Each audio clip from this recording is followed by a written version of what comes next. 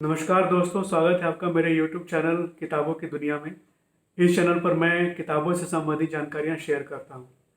तो अगर आपको किताबों में रुचि है तो आप इस चैनल को जरूर सब्सक्राइब करें और अपने दोस्तों और अपने रिश्तेदारों के साथ भी इसे शेयर करें और उन्हें भी सब्सक्राइब करने के लिए कहें। बेल आइकन जरूर प्रेस करें ताकि मेरे हर वीडियो का नोटिफिकेशन आप तक जरूर पहुँचे। और ये वीडियो पसंद आए तो लाइक ज़रूर करें, अपने कमेंट जरूर नीचे कमेंट बॉक्स में लिखें। तो आज के इस वीडियो में मैं आपको जिस किताब के बारे में बताने वाला हूँ वो है महाभोज, और इसे लिखा है मनु भंडारी जी ने। इस किताब की सबसे विशेष बात यह है कि अमूमन ये देखा जाता है कि हिंदी साहित्य में कई सारे जो महिला लेखक होती हैं वो ज़्यादातर नारी विमर्श या फिर अपनी भावनाओं से संबंधित चीज़ें लिखती हैं। लेकिन ये एक तरह ये बिल्कुल ही अलग है, और ये एक आप कह सकते हैं पॉलिटिकल थ्रिलर है जो मनु भंडारी जी ने लिखा है।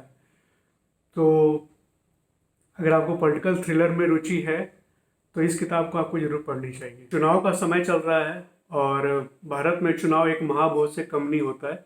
हर कोई अपनी रोटी सेकना चाहता है। इस कहानी में भी इसी चीज़ को मनु भंडारी जी ने दिखाया है कि किस तरह से भारत के राजनीति में कुछ जो प्रमुख राजनीतिज्ञ हैं या फिर जो प्रमुख पार्टियां हैं और जो अफसरशाही के जो बहुत ही प्रमुख अफसर हैं, वो किस तरह से इस पूरे ताने बाने को एक तरह से कंट्रोल करते हैं। उनका इस पूरा जो एक कठपुतली की तरह से इस पूरी प्रणाली को चलाते हैं।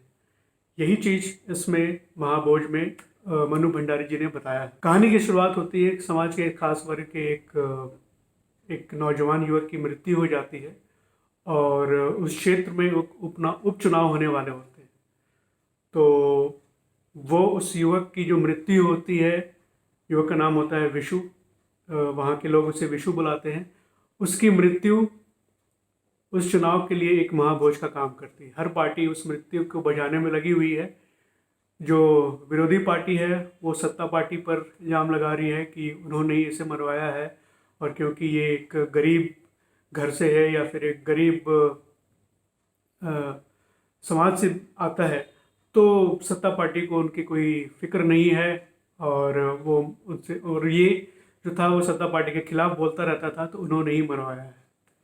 सत्ता पार्टी में जो लोग हैं वो इसका इल्ज़ाम पूरी तरह से विरोधी पार्टी के ऊपर डालना चाहते हैं। तो इसी तरह से कहानी आगे, इसमें ये मूल है कहानी का, और इसके ऊपर लोग कैसे रोटी सेकते हैं इस पूरी कहानी में बताया गया है। तो विरोधी पार्टी में है सुकुल बाबू, जो कि सत्ता पार्टी के जो दास साहब हैं उनके ऊपर ये इल्ज़ाम लगाते हैं कि उन्होंने ही ये सारा चीज़ करवाया है। और इस चीज़ को, और वो फिर गांव में जाते हैं, लोग एक रैली करते हैं और गांव वालों को एक ढाढ़स बंधाते हैं कि अगर वो सत्ता में आ गए तो उसे न्याय जरूर मिलेगा, इसके जो हत्यारे हैं उनको फांसी जरूर मिलेगी। एक तरफ ये है, और एक तरफ शहर के जो और उस राज्य के जो सबसे प्रभावी नेता हैं वो है दास साहब। दास साहब का चरित्र अगर इसमें देखा जाए कहानी की शुरुआत में, तो एक मजे हुए राजनीतिक की तरह किया गया है, और वो सिर्फ आदर्शों का ही पालन करते हैं। गीता का पाठ करते हैं, सबको जुझारू होना सिखाते हैं, मेहनत करना सिखाते हैं, और हमेशा यह कहते हैं कि सच्चाई की तरफ ही वो हमेशा रहते हैं।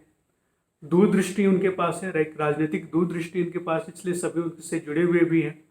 और साथ ही साथ वो राजनीति के जो अलग अलग पुर्जे हैं उनको कैसे कंट्रोल करना है इसमें वो माहिर है, एक दक्ष है वो।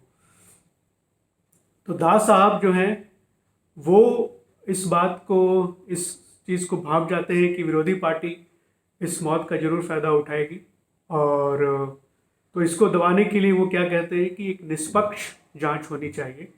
पहले जब पुलिस गई थी तो लोगों ने डर के मारे ठीक से बयान नहीं दिया था, तो अभी निष्पक्ष जांच होगी।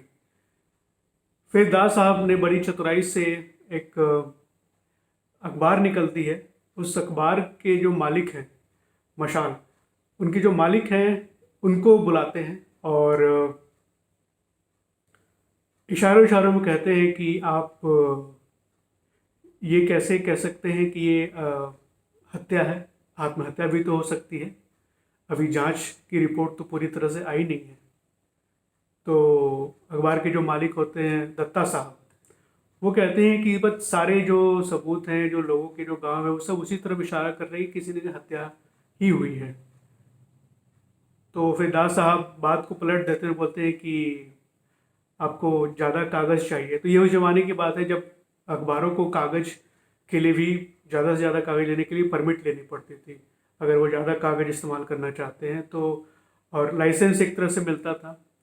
तो इस चीज़ पर दास साहब खेल जाते हैं, तो इस इशारे को वो समझ जाते हैं और भले ही उनकी रिपोर्ट तैयार थी कि हत्या, इस युवक की हत्या हुई है, बहुत सारे सबूत उसके हत्या का ही पक्ष उसकी तरफ सारा इशारा कर रहे हैं, लेकिन फिर भी उन्होंने रातों रात उस आर्टिकल को बदल दिया और अगले दिन जो आर्टिकल छपता है वो ये होता है कि ये आत्महत्या का ही मामला हो सकता है और पुलिस इसकी निष्पक्ष जांच कर रही है। फिर जब शुक्ल बाबू की रैली होती है, उसके बाद से दास साहब भी उस जगह पर रैली करने जाते हैं और फिर वो अपनी तरीके से वो उस बात को वहाँ उठाने की कोशिश नहीं करते हैं और वो एक स्कीम बताते हैं जिससे कि जो घरेलू उद्योग है उनको बढ़ावा मिलेगा।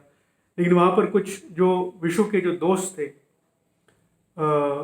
बिंदा बिंदा नाम का एक रहता है बंदा जो विशु का दोस्त रहता है, वो रैली में चिल्लाना शुरू कर देता है कि तुम सब हत्यारे हो, तुमने मेरे दोस्त को मार दिया, मेरे पास सबूत है और मैं दिल्ली जाऊंगा और सब पर केस करूंगा।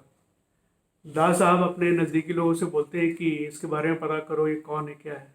फिर धीरे धीरे दास साहब फिर जो डीआईजी होते हैं उनसे बोलते हैं कि आप किसी को भेजिए वहाँ पर निष्पक्ष जांच करने के लिए।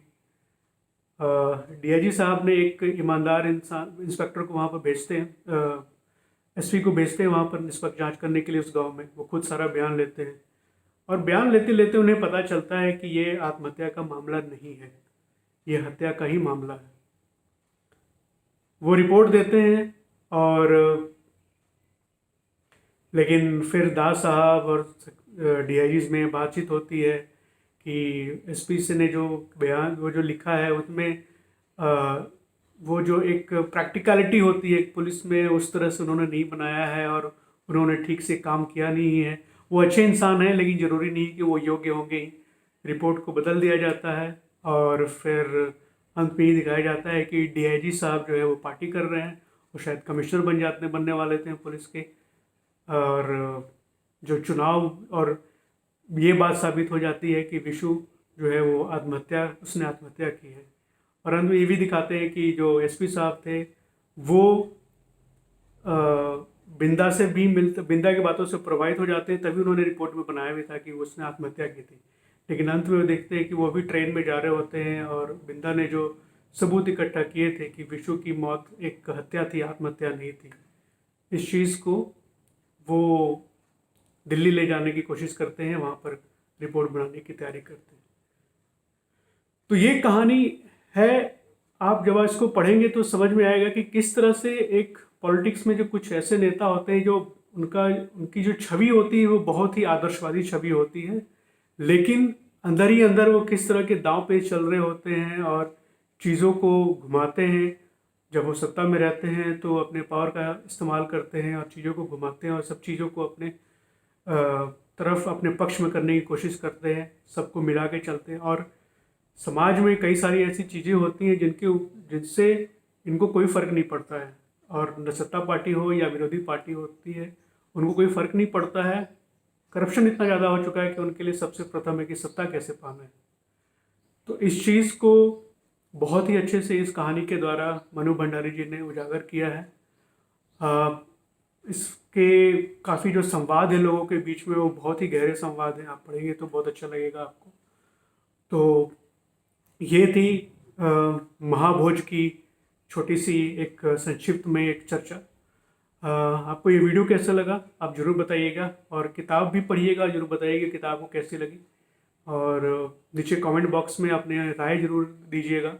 मैं फिर मिलूँगा एक नए वीडियो में, एक नई किताब या फिर एक नई चर्चा के साथ। तब तक आप मस्त रहिए, लाइफ एंजॉय करते रहिए। Bye bye.